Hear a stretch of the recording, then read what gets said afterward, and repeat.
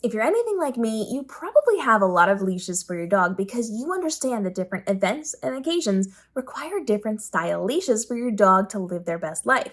But how do you go about organizing all of the leashes that you have? Now, I do have a lot of leashes, and if I just left them out and about or if I just kind of put them in a bin, they would take up a lot of space. So these are a couple of tricks that I have found to help on the space while also maintaining the integrity of the leashes.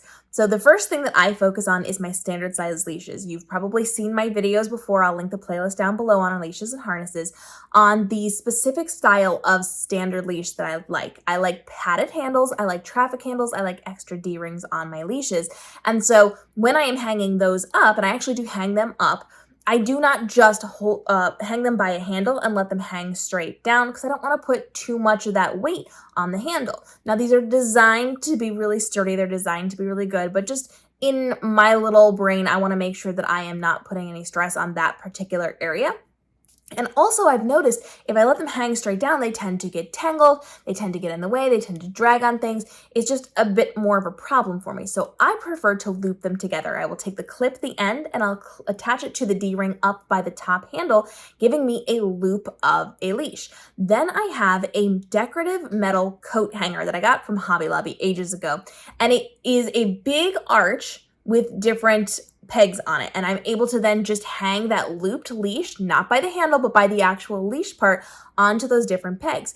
Because they're looped, now those leashes are going to be higher up, so I'm not getting tangled in them, I'm not kicking them as I'm walking by or walking up to it, I'm not stepping on anything and pulling anything toward myself. They're up at a higher level, meaning they're out of the way, and then I keep drawers underneath it. So the leashes are up higher, and then there's a drawer down below where we keep hats and gloves and any extra things that I'm going to need for the colder months while we're out and about. So the leashes are up nice and high on the different pegs, and I keep that right next to the door so it's very easy for me to access those. I can color coordinate them if I want. I can have more than one on a peg without it being a problem or without them getting tangled, and it's just a really easy way for me to then keep my leashes in a nice, decorative, functional manner.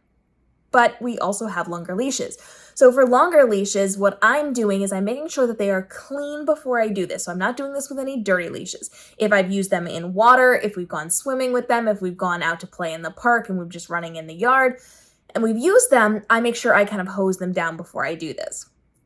So once they are clean and they are dry, I am then going to roll those up. And I usually start with the metal on the inside. So the metal clip will be the beginning of it, and I will roll it up into a giant spiral.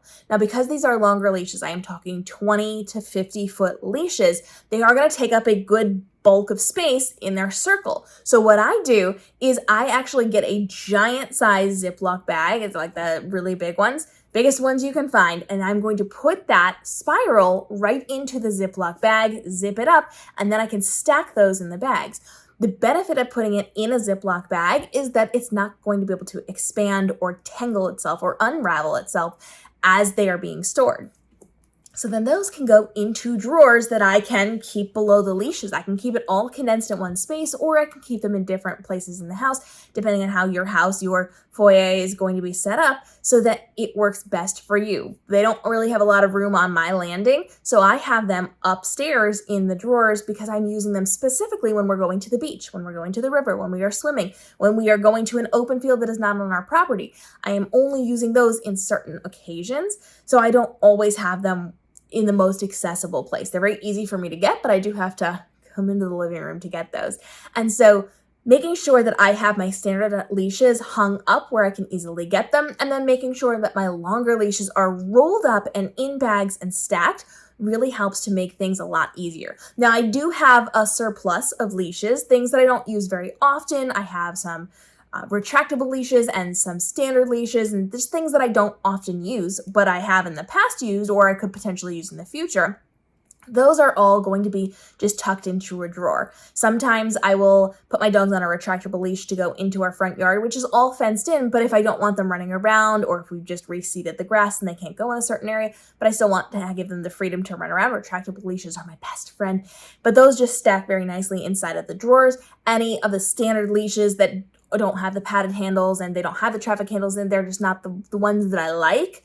Those will get kind of folded up on each other and put into that drawer so that I can easily access them if I'm going to need them. But for the most part, I'm not using those extra surplus leashes, I am using my standardized leashes that I talk about here all the time, and then I'm going to be using my long leashes as well.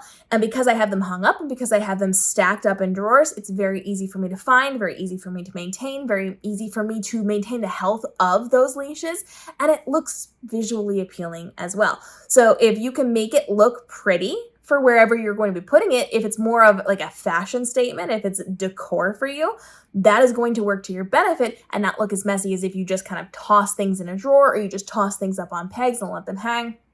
Make it more of an art installation or an art piece in your home so that it draws the eye and looks visually appealing, but is also functional for you.